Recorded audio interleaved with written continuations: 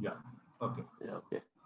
And there was Saloni who's yet to join. Yachna, could you just Okay. ping her and Let's see? check. Sure. Yeah. Saloni has been working hard on Dynamic for quite some time. She's also invested. I think Ankit, you are also invested, right? There was somebody I'm called tracking the Dhwan. story, not investing. Okay. There is Yeah. somebody called Dhwanil Desai who's traveling today. Otherwise, he would have also joined in. So, So some, yeah, it's a good time to be invested, but I mean, yeah. just one caveat is there that this is a cyclical investment. You know, right now it's going through a really good time, and it looks like it's going to remain good for some time to come. But Mhm. that's essentially the thing that we have to be careful with. So, why don't you just go ahead and first share your impressions, and Okay. then So it's you're essentially interested in knowing about the food colors industry, right? Yeah, yeah. So yeah. basically, the entire industry, how the dynamic Okay. is shaping out between natural and synthetic colors. If you can talk about that globally, how we have, although I think we are aware about it quite a bit, but as a part of industry, if you can share with us how are things shaping out in the industry Okay, globally as well. so so basically, first thing is, I know very little about the natural food colors part of it because I am from the synthetic side of the chemistry side. Okay, so I'll be mostly talking about what I know about the synthetic food color industry. And maybe maybe 10% of what I know about the natural foods, but really that's not my area of expertise. So you have to take that in that spirit. Okay. So overall, if you look at the food color industry, it's been around for over 100 years, and there are certain colors like say sunset yellow and ponzo and tartrazine. These are like I think at least for 40, 50 years they've been around. So there's nothing really new as such or anything really very innovative happening in the industry.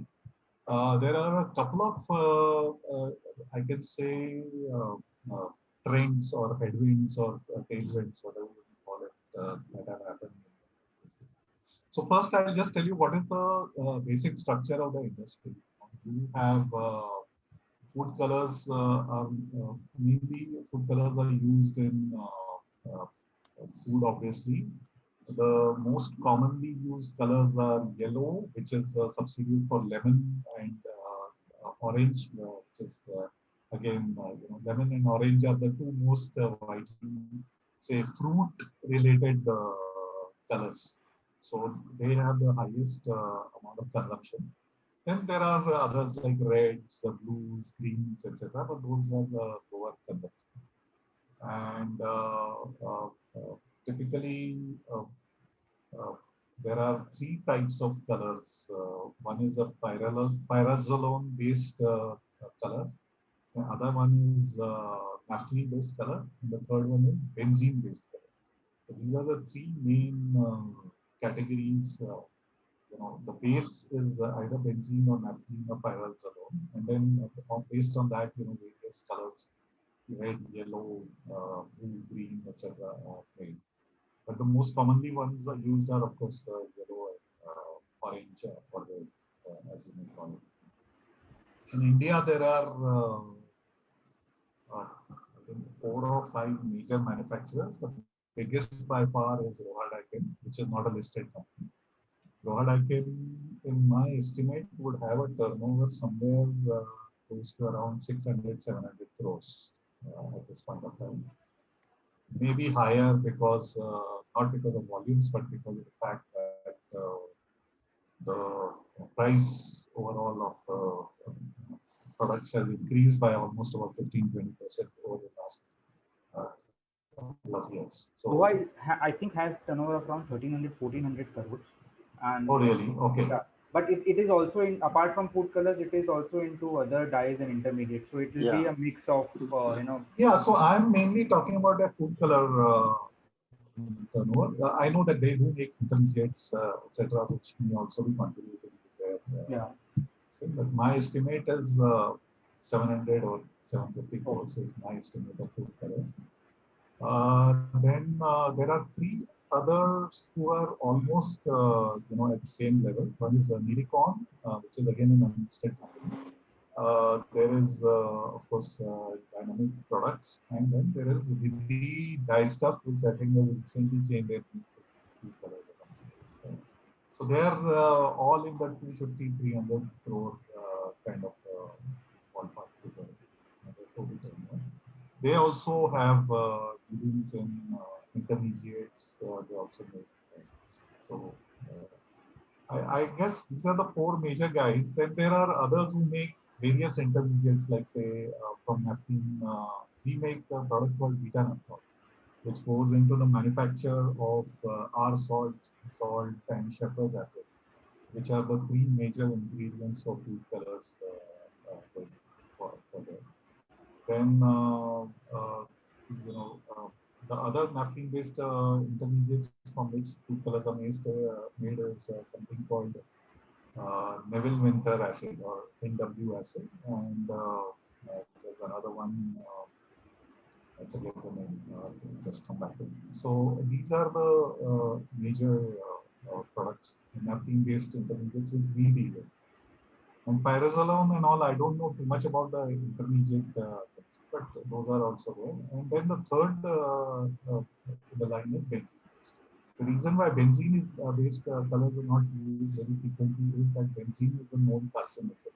So there are a lot of restrictions, and some places they are banned, some places they are allowed. So there's all these three or four manufacturers have done very well during the last few years, and most of them have at least planned or increased their capacity. They're talking about it. The basic reason, of course, as you all know, is that China, which at one point of time was the biggest source of these products, has had some logistics and production issues.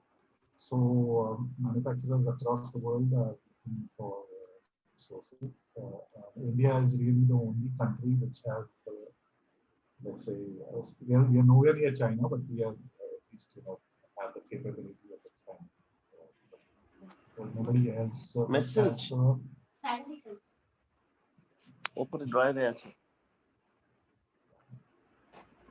So yeah, so basically that's the structure of the industry. These are the four major producers. There are a lot of intermediate producers, but those are most of them are listed. So I really think you guys are interested in.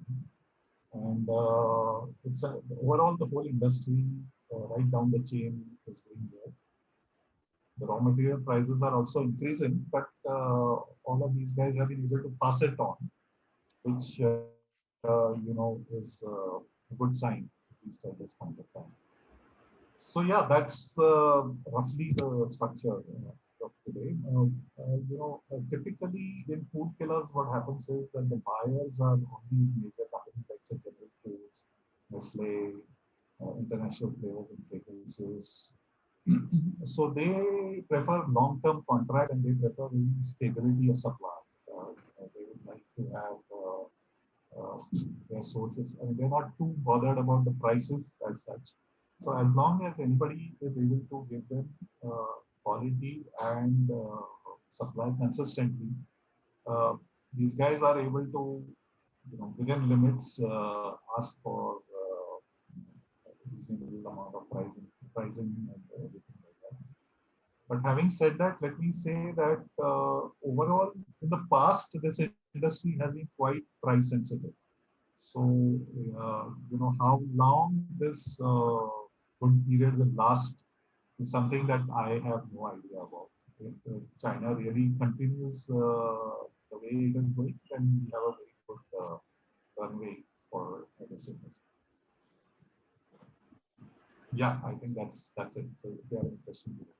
I think you were talking about China. I think China was largely not present in the food color industry No, so let me just say that, almost 70 to 80% of the intermediates which go into food colors were imported by from China. Okay. And when you say that they were not a very large player in the food color industry, actually that's not true. I mean, almost all the whole range of the products that we are talking about is available from China even today. Uh, but they have, just like in the pharma industry, the final consumers have placed more faith in Indian industry rather than China. But it doesn't mean that there are no capacities there, and those guys can have the ability to get it done. Sure. So, Ajit, historically, if you could give us the transition that, today none of the, apart from Sensient, we find that none of the other MNC manufacturers of food colors are into synthetic. But how has it been, let's say, 10 years back, and then have they slowly vacated this, or how has that transition happened? If you could take us through that a little bit. So, there are two, like I said, most of the consumers of this are, in the food colors are the big food manufacturers, and etc. So they're not really very price sensitive, quite honestly. They are more concerned about the quality and consistency because it goes for human consumption or, or even pharmaceuticals. So typically, uh, uh, pricing has never been a very, very major issue. But again, as I said, most of the Indian producers, if you see their balance sheets, says 8 or 10 years ago, they were not very great. And neither they were the turnovers very good, nor were their margins very good.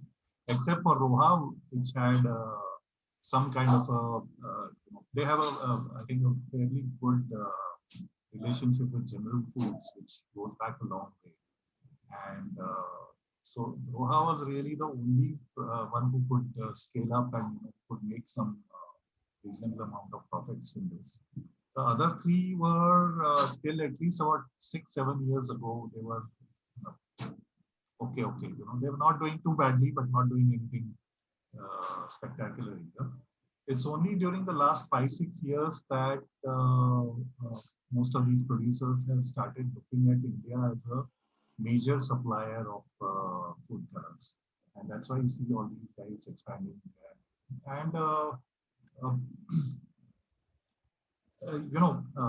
obviously these guys are far more competitive as compared to say an international flavor of fragrances or General Foods or any other manufacturing colors.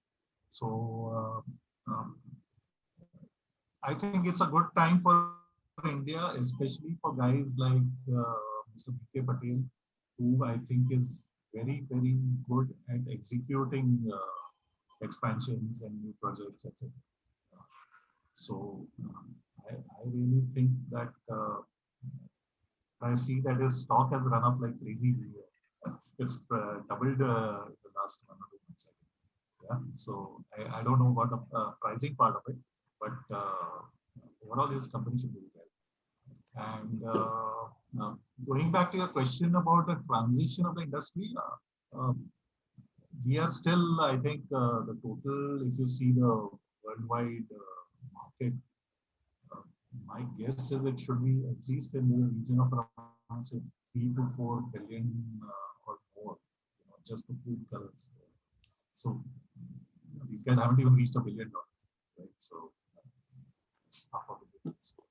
So, sorry, the question was more from this perspective that today, if we try to read up, we read only about natural colors. So there's a lot of hype around it and a lot of promotion around it, around that. That's the sustainable thing to do.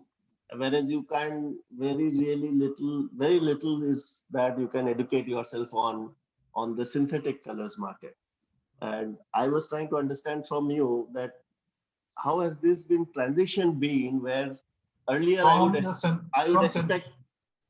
expect sorry, just to finish that point, I would have expected that the synthetic colors market would have had significant presence from the European players and other players who are still there and are quite dominant, like CHR Hansen and others in the and ADM Foods and so many others in the US, that they would have been present, and slowly they have vacated the synthetic market and concentrated on, let's say, the natural colors market, introduction of new foods, new flavors, things like that. Whereas the traditional, the legacy or the core food business still would probably stay with synthetic. And how has that transition been? How is it? And is there a market for synthetic? Because if you try to read about it, you will get scared that this market is not there. This market has vanished or is vanishing. Whereas we think that there is much more to the story.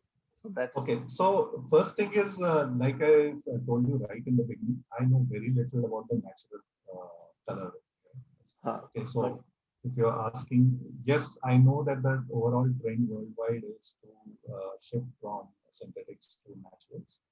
But quite honestly, if you talk about producing synthetics in volumes, for example, it's much easier to produce synthetics in volumes rather than, and it's much cheaper also.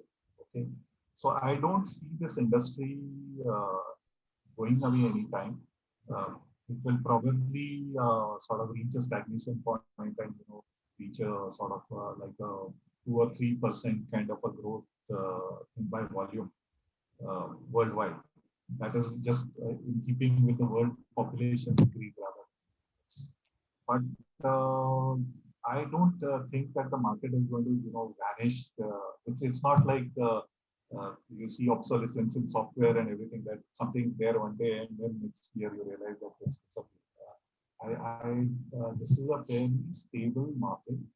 There are vast supply chains in food and pharmaceuticals which are dependent on these colors.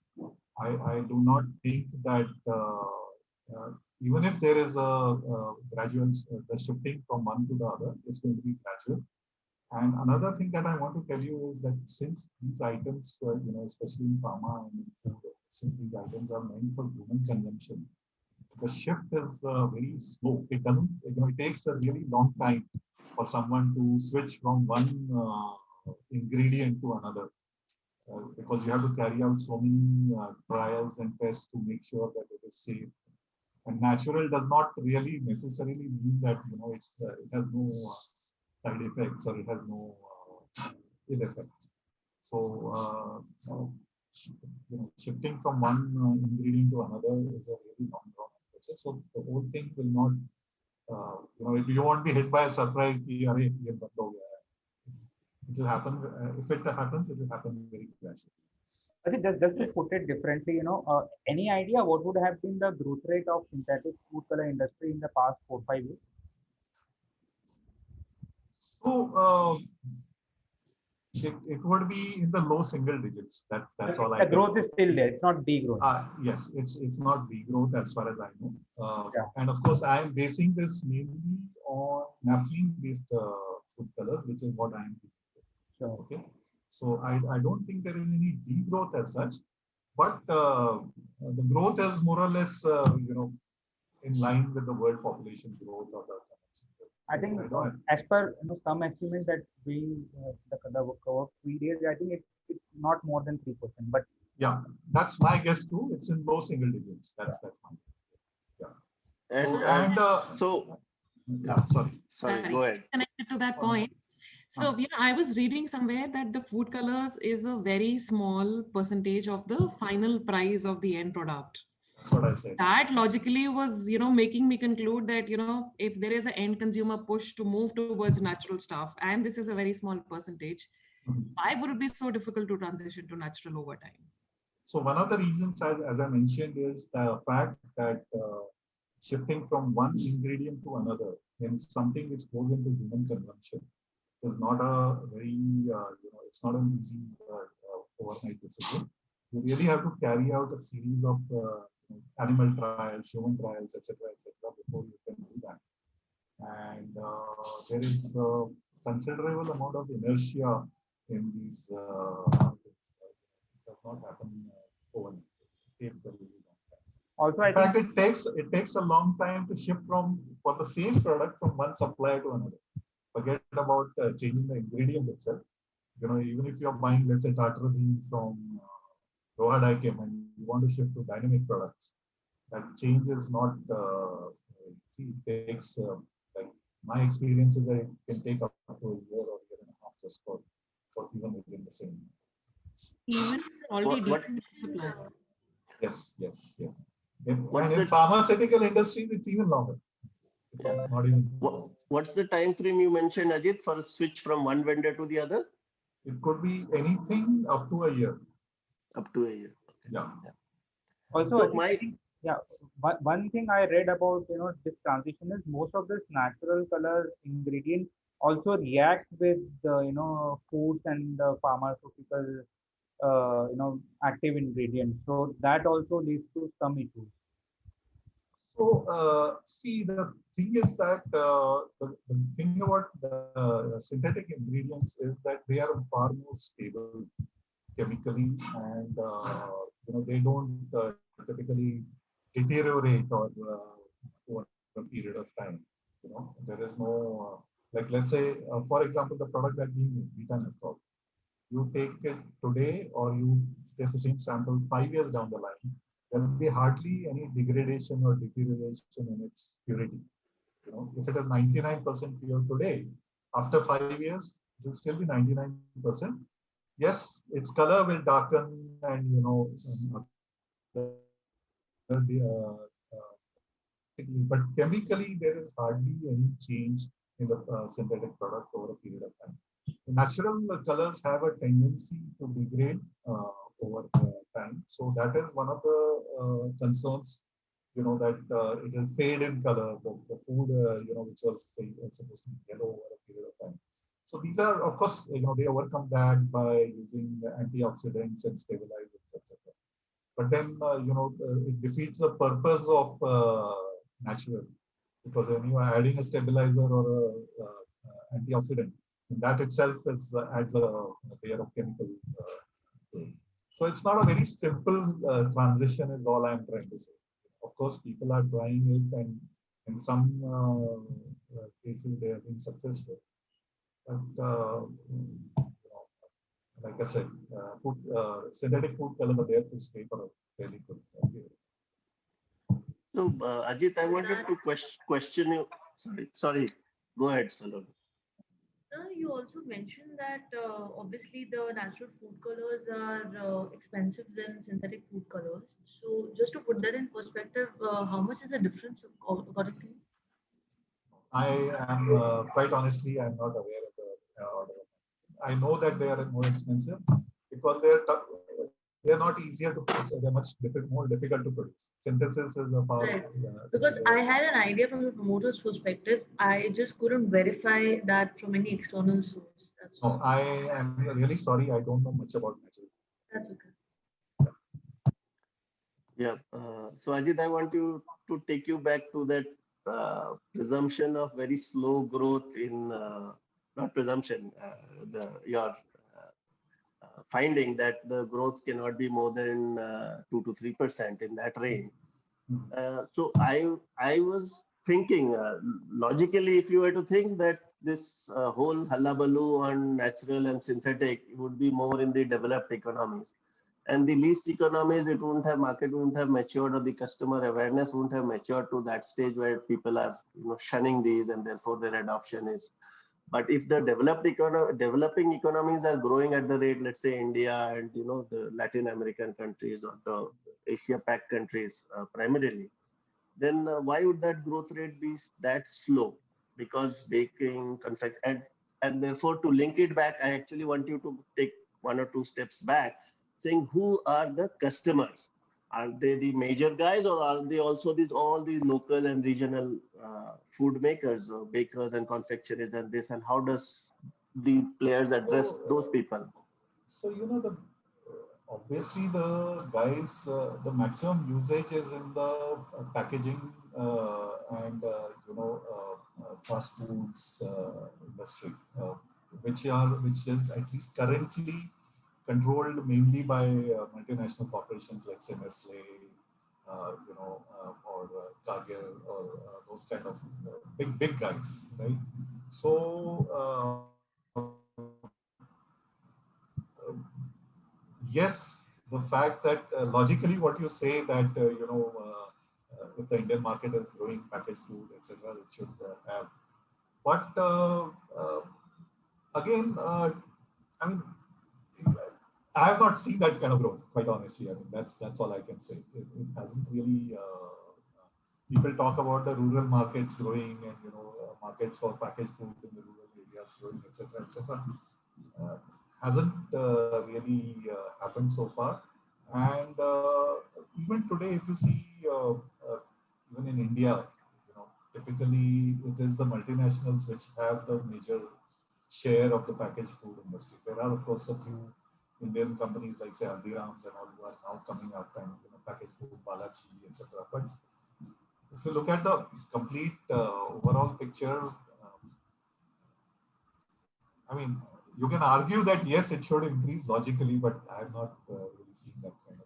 But packaged foods versus, let's say, these baking and confectionery and this food, where do those guys buy the product from? They also are using food colors, right? No, yeah, food colors are sold in small tins and tubes and things like that. There are people who basically make it for these guys. For example, one of the very commonly used colors is called sunset Yellow. sunset yellow, which is used for orange. Uh, so in these jalebis and Fanta or any orange drink that you see, you will see sunset yellow being used. Yeah, but again, as I said, I have not seen the any great growth in sunset yellow too, because our product goes into it, so I know how much is being used in the. So maybe I'm sort of biased, but I have not seen any growth that would get me excited and say, okay, boss, ye industry, boss, bad rahi hai. And Donald, historically, what is happening is, what I've read is basically in developed markets like US and Europe, there is a degrowth which is happening in synthetic colors, and in emerging markets like India, the growth is higher. But Possible. yeah, and Possible. in those areas, in those countries and in those regions, developed markets, natural colors are growing at very decent rate. So the space being vacated by synthetic colors is being occupied by natural colors. So overall, on a global industry level, the growth in the synthetic is not. Okay. Yeah, I think that makes sense to me.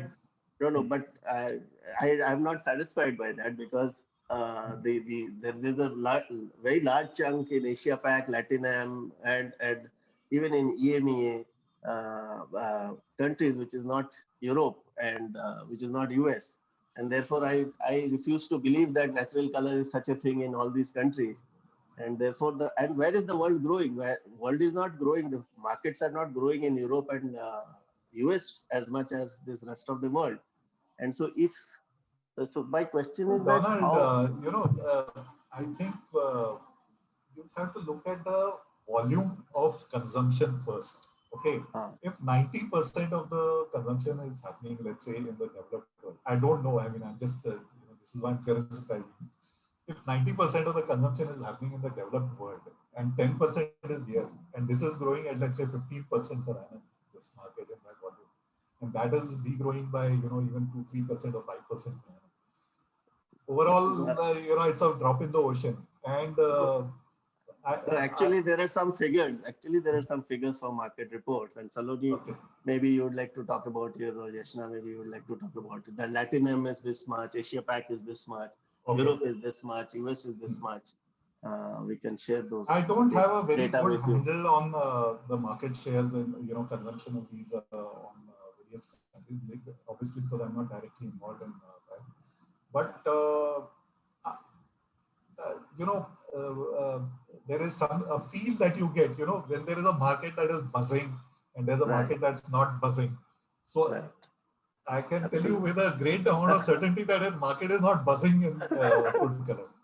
Okay, that's all I can. That's my impression. Okay, So I could, just the last point on this I wanted to ask you is, historically, how has it been? Historically, synthetic color growth had been in the high teens or mid no, teens no, or it was, single digits always. it has always been in the single digits for at least the last decade and a half. Before that, I really don't know. Huh. But it's not been great, quite honestly. So Yeah. has it decreased by half from what it used to grow earlier, or it is at the same 2, 3, 4% rate It has only? definitely degrown, and No. I don't think that the growth was in double digits, at least for the last, say, 15, 20 years. It was always in single digits. And probably it was in, may have been in, say, upper single digits at one point of time, and it has now come down to low single digits. Low single digit. But it was never a sort of, you can say, a very, very high growth industry at any point of time. And the other question was, were you aware of these MNC manufacturers manufacturing synthetic colors earlier and then supplying to the food majors, which they are not doing now, and therefore the opportunity for the India-based players I'm is much higher? I'm aware of it at a, let's say, 20,000 feet level. I don't know the nitty-gritties of it, at the bottom, exactly which company is growing and who is grabbing the market share, etc., etc. I Right, don't have right. that. I don't have that. I think just one broader question I had, this was from an industry source that, some of the large MNCs in certain products were driven out of the market because of very low pricing from, players like Roha. So, are you aware about it? Just wanted to verify. See, Roha is a very strategic player, So there are some products which he has identified as, say, bulk, and he wants to control that market. And he has,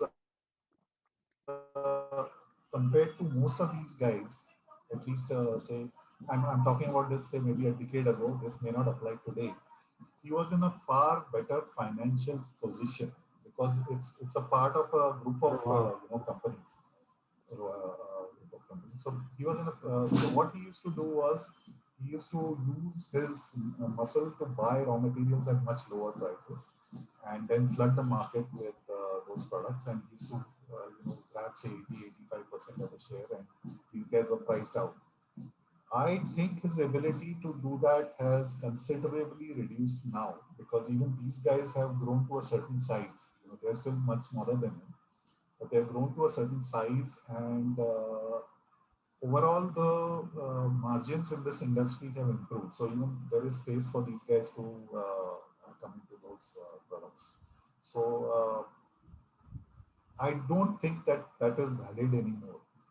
And even if it is valid, then it will be only valid in one or two products, not across the board. So continuing on Roha, just one question that is Roha also backward integrated? Like, is it into dye intermediates? In some products, yes, he is backward integrated, but his strength lies in the fact that he has a lot of, let's say, cheap finance available to him.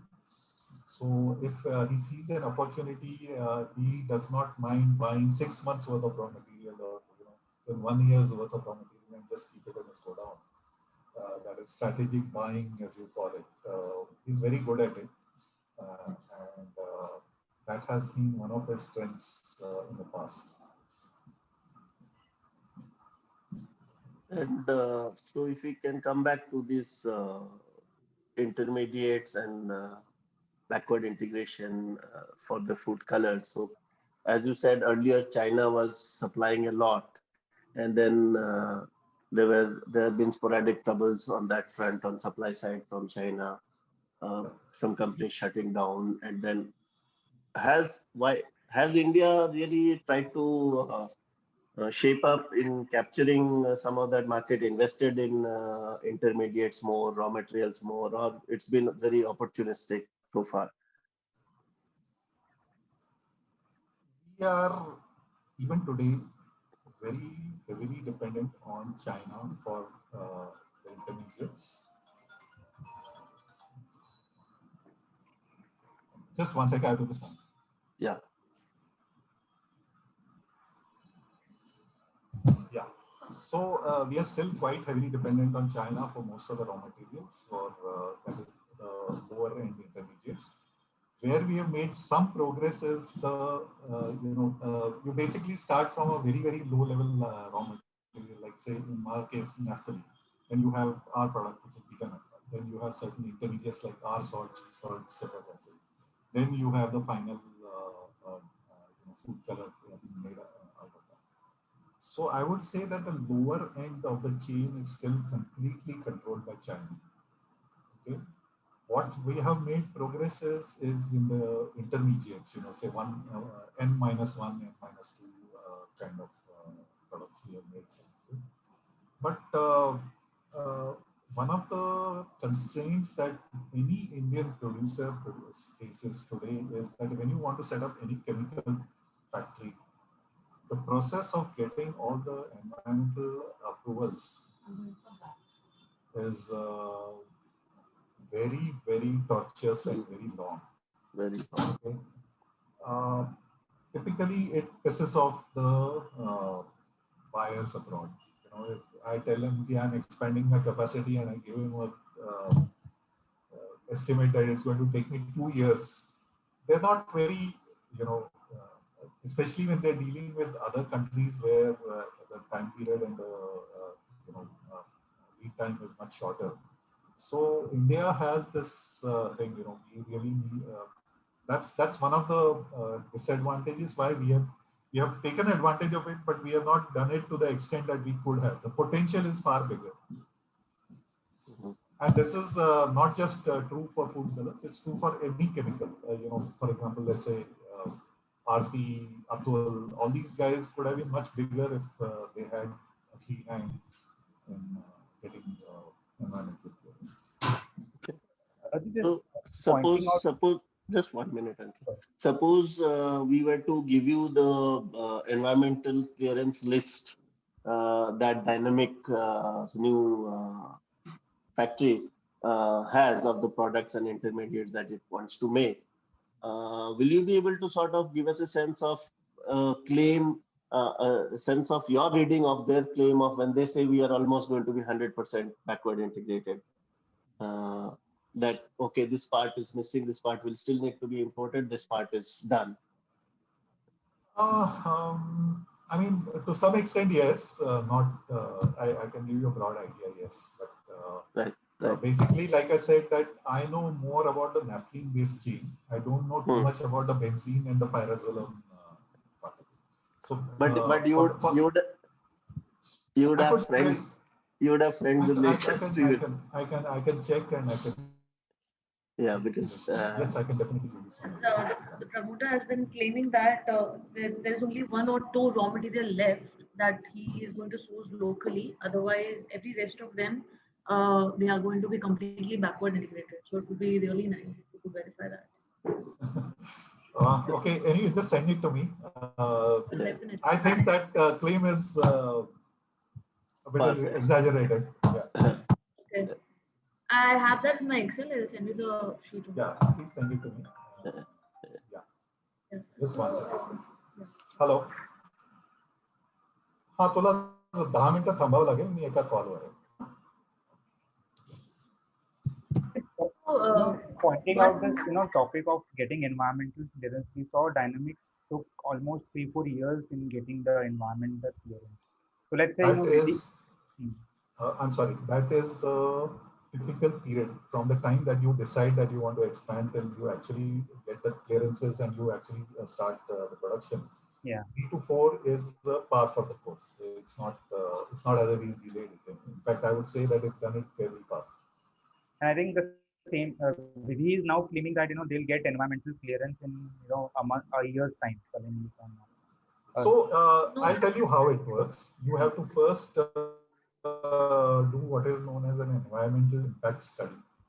Yeah. Okay. Environmental impact study. The study itself takes 6 months. Okay.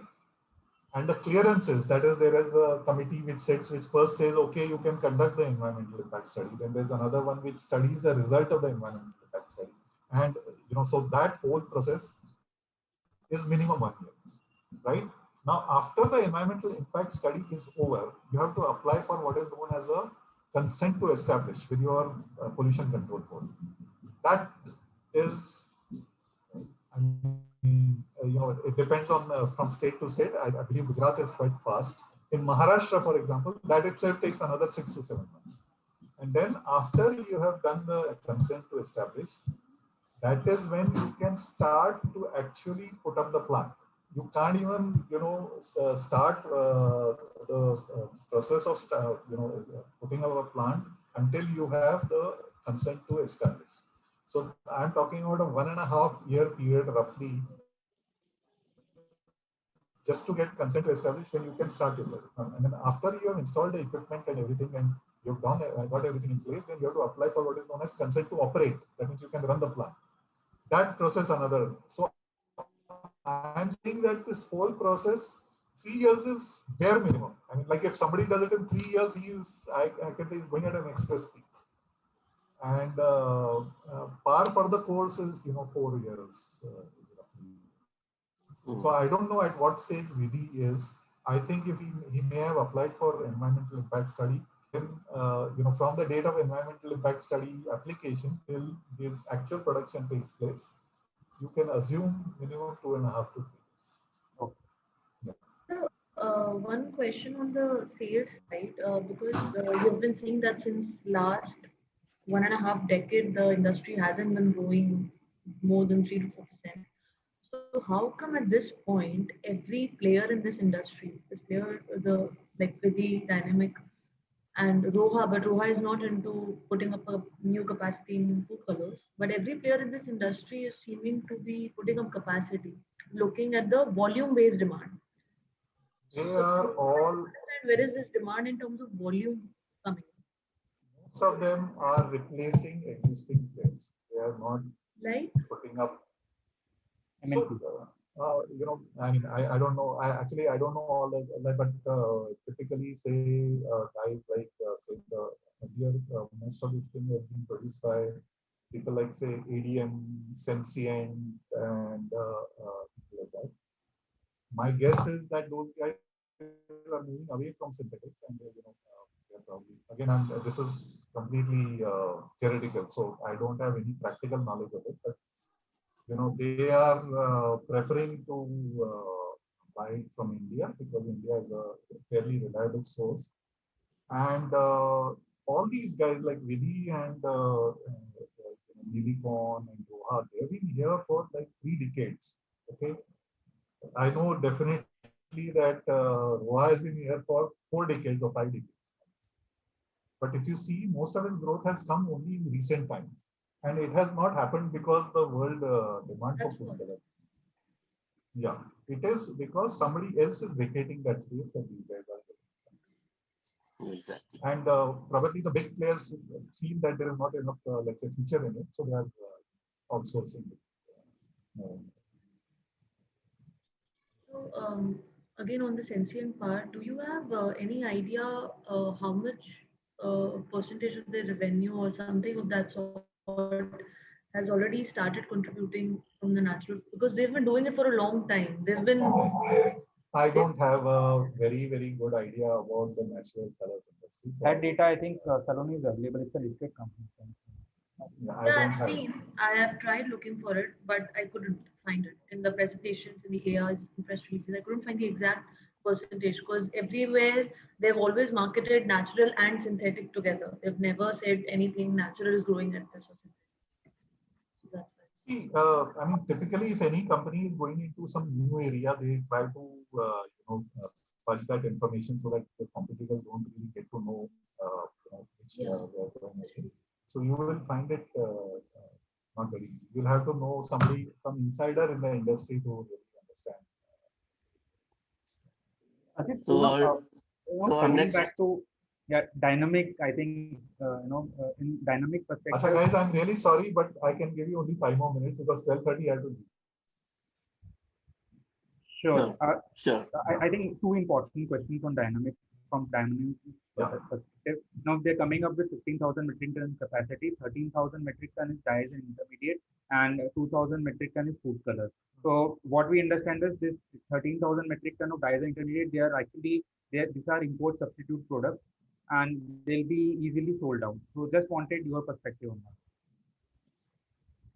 So right now is a good time to, irrespective of whether you are producing intermediates or you're producing the final food colors, right now is a good time for the industry.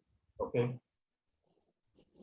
But as I said right in the beginning, this is a cyclical industry. You can never be sure if, especially for the intermediates part, the Chinese have huge capacity. You know, one plant shuts down, the prices jump up by 25 to 30%. The same plant opens, the prices crash by 40%. So, you know, it's a very difficult market to sort of, difficult to say that all this capacity that he's going to put up is going to turn out to be a good investment or not, or in the long term. But if you're asking me, let's say for the next 6 months to a year kind of a thing where I have a reasonable amount of visibility, I would definitely say yes.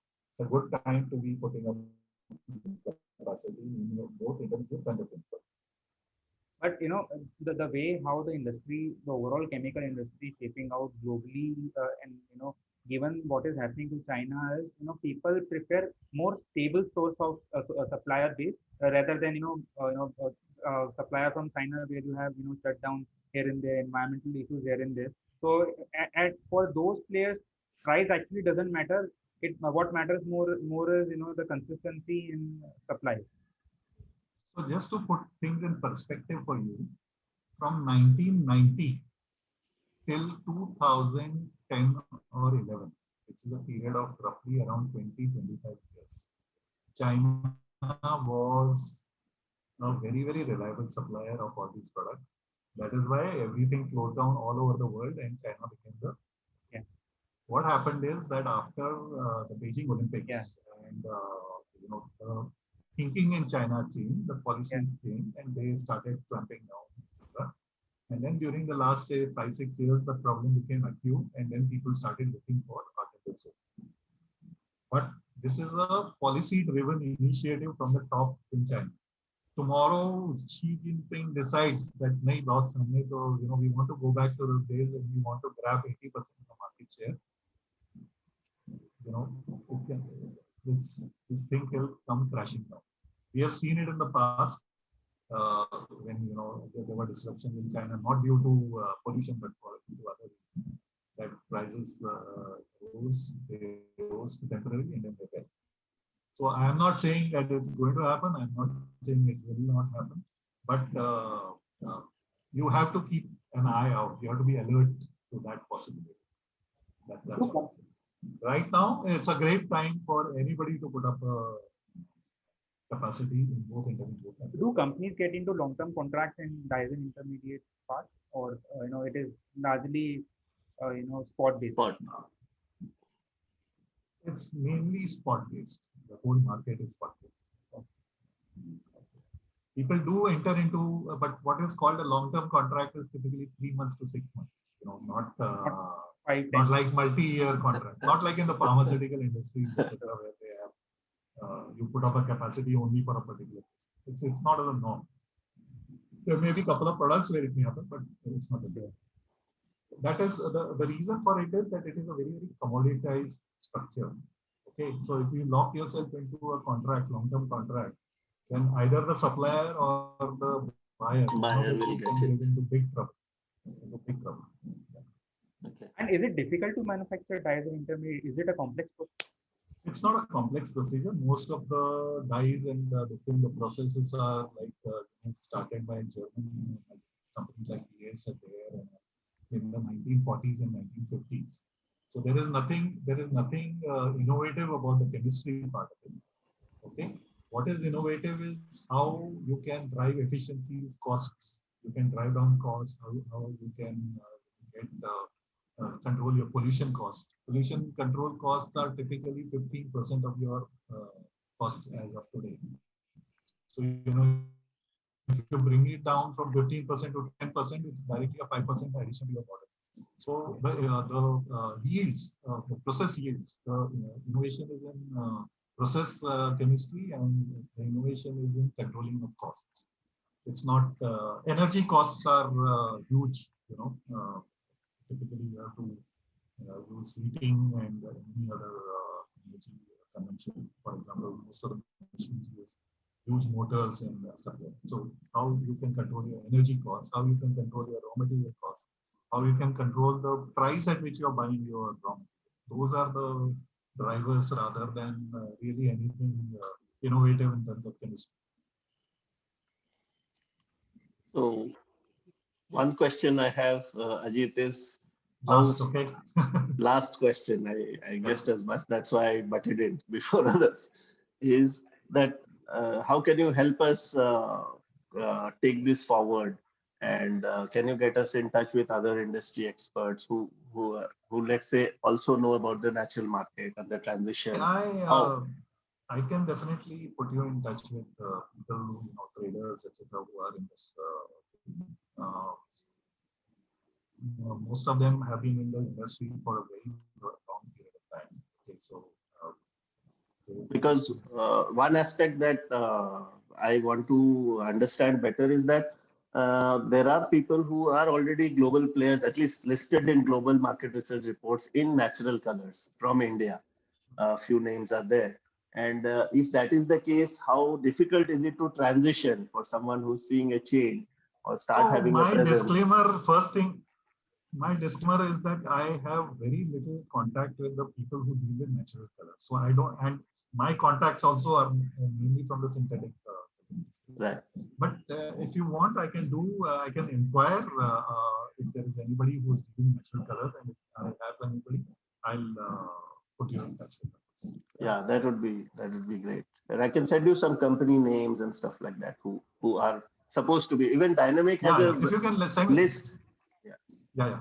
I saw his website because I was going to discuss. So I had a look at his website yesterday. Yeah, he has some 50 natural colors. 15, 16 natural colors. So how does he source it and all that? So yeah. I really have no idea about it. In fact, yesterday was the first time that I came to know he deals in natural colors. So, I don't know why they have put up in their website, because like they've never said that they make it. I don't know why it's on their website. Yeah, just I guess he wants to offer the complete, let's say, he wants to advertise like every other company that they are also. Yeah, they are also that. Plus, basically, it's a complete suite of colors he wants to offer. So he may be doing it on a trading basis, etc. Right. But having said that, I've dealt with Mr. B.K. Patel for a fairly long period of time. He has his, basically he's a sensible person and quite ethical, which is what I guess. Any views on other management, like Ramesh Bhai is in charge for the technical. Bhagwan Bhai is more into I've dealt only with BK. So okay. I know him for many years. It's got that office in front of the Gujarat High Court. Yeah. But since he moved in there, I've been meeting him often. And what is that raw material? Recent past. What is that raw material that you said that you supply to all the food color companies in India? We manufacture something called beta naphthol. Sorry? Beta. Which is naphthol. Beta naphthol. Okay. Yeah, it's a very widely used intermediate. It's just like one step after naphtol. So we supply. Mr. B.K. Patel has been a customer for a fairly long period. I haven't met him recently because I'm not very actively involved nowadays in the business. But yeah. Right. Okay. Hello, guys. Thank you so much. Thanks a lot. Thank you so much. Really grateful for your time. And if you have any questions, you just message me. I'll see if I can, whatever. So since you've mentioned that you have so many contacts in synthetic markets, can you just verify the cost difference if you have an idea of like how big of a cost difference is there? Between what and what? Between naturals and synthetic? Because I will have to ask. I don't. Yeah, I'll try to find out. I don't have any idea. Thank you so much. Yeah. Thanks. Bye. Thank you. That was really Thank you so much. Thank you, guys.